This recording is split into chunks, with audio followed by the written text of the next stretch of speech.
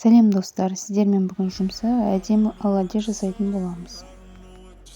Бір жұмыртқаға 150 грамм сүт құйып алып, 70 грамм құмшекер саламыз.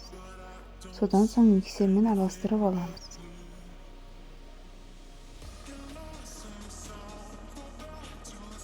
Осылай дайындап алған соң 120 грамм ұн саламыз. Содан соң жарты шай қасық содаға кішкене 1-2 тамшы уксус қойып араластырып аламыз.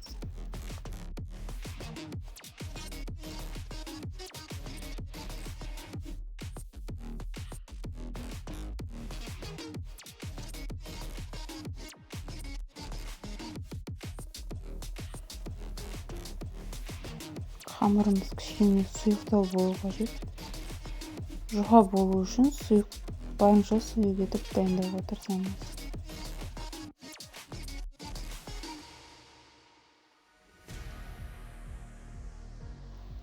Міне дайын болды. Қызып тұрған табаға май жағып, осылай кішкене қасықпен құйып шығамыз.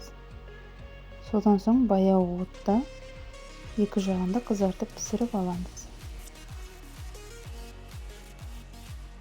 Міне жұмсақ оладьиіміз де дайын болды. Лайк, подпискамен қолдап отырыңыздар, рас болсын.